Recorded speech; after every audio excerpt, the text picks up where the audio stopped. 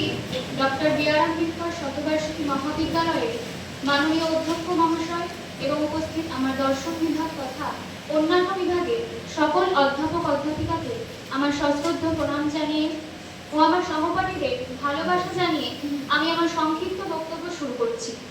আজ আমার বক্তব্যের বিষয় হলো স্বামী বিবেকানন্দের শিক্ষা চিন্তা, অর্থাৎ শিক্ষায় স্বামী বিবেকানন্দের অবদান।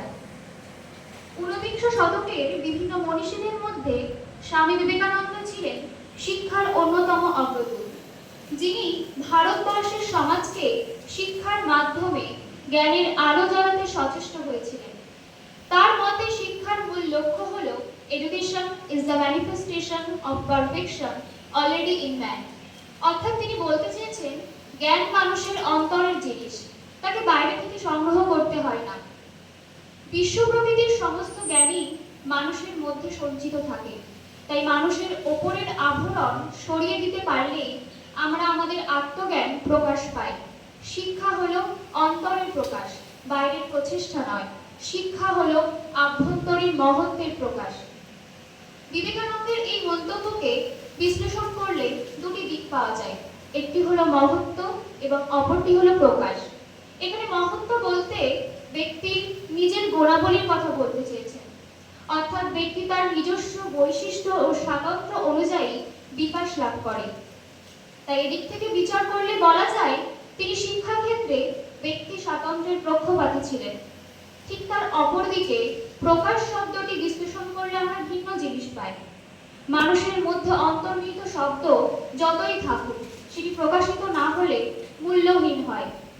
তাই কাজেই ব্যক্তির মনের অন্তর্নিহিত মহত্বের প্রকাশের আদর্শ স্থান হল মনুষ্য সমাজ। স্বামীজি সমাজতান্ত্রিক মতবাদকে গ্রহণ করেছেন, তাই স্বামী বিবেকানন্দের শিক্ষা দর্শনের মধ্যে আমরা ব্যক্তিতান্ত্রিক ও সমাজতান্ত্রিক মতবাদের সার্থক সমন্বয় দেখতে পাই। শিক্ষার লক্ষ্য নির্ধারণ করতে গিয়ে তিনি আধুনিক চেতনার সঙ্গে সমাজ চেতনার সমন্বয় সাধন করেছেন। তিনি আধ্যাত্মিক চেতনার ক্ষেত্রে মানুষকে আত্মবিশ্বাসী হতে বলেছেন, কারণ এখান থেকে আসবে আত্মোপলব্ধি, যা মানুষকে মহত্বের চরম শিখায় পৌঁছে দেবে। বিবেকানন্দ বলেছেন মনুষ্যত্বের শিক্ষার কথা, শিক্ষার্থীর চরিত্র গঠন ও পরিপূর্ণ ব্যক্তিত্ব গঠনের কথা। সর্বোপরি তার মতে শিক্ষার অন্যতম লক্ষ্য হল দেশপ্রেম তথা মানবপ্রেম। স্বামী বিবেকানন্দ মনে করতেন শিক্ষা মানুষের জন্মগত অধিকার। তিনি সার্বজনীন শিক্ষা ও মাতৃভাষা চর্চার কথাও বলেছেন। তিনি বিশ্বাস করতেন বিজ্ঞানের মাধ্যমে মনুষ্য জীবনের কর্মদক্ষতা বাড়ানো যায়।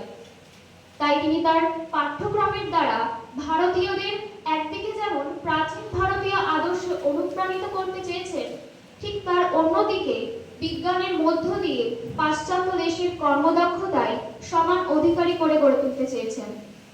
তিনি সংকীর্ণ ধর্মীয় শিক্ষার কথা বলেননি, তিনি খেলাধুলো, শারীরশিক্ষা চর্চার ওপরেও বিশেষ জোর দিয়েছেন। বিবেকানন্দ শিক্ষার পদ্ধতি হিসাবে স্বয়ং শিখন পদ্ধতির কথা বলেছেন। তিনি আত্মবিশ্বাসকে জোর দিয়েছেন। তিনি বলেছেন আত্মবিশ্বাসের মধ্য দিয়ে মনকে কেন্দ্রীভূত করে আত্মপ্রচেষ্টার মাধ্যমে শিক্ষা হলো শিক্ষার মূল পদ্ধতি। তিনি শিক্ষাক্ষেত্রে মনোবিদ্যার প্রয়োগের কথা বলেছেন। সর্বোপরি তিনি ধ্যানকে উন্নত প্রকৃতির পদ্ধতি হিসাবে বিবেচনা করেছেন।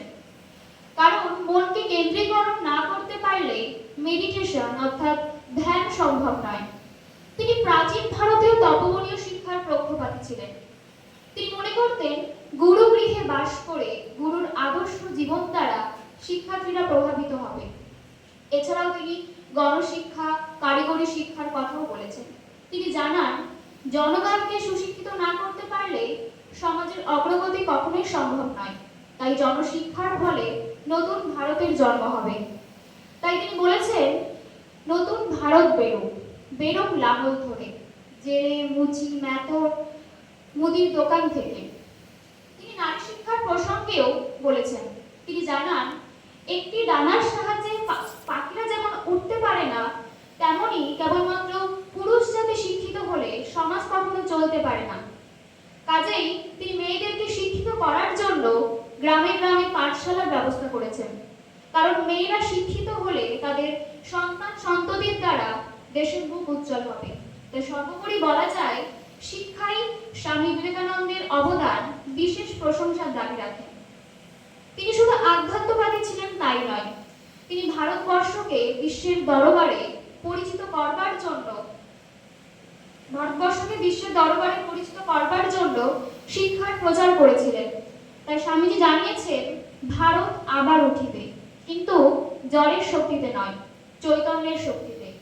বিনাশের বিজয় পতাকা লইয়া নয়, শান্তি ও সত্যের পতাকা লইয়া। ধন্যবাদ।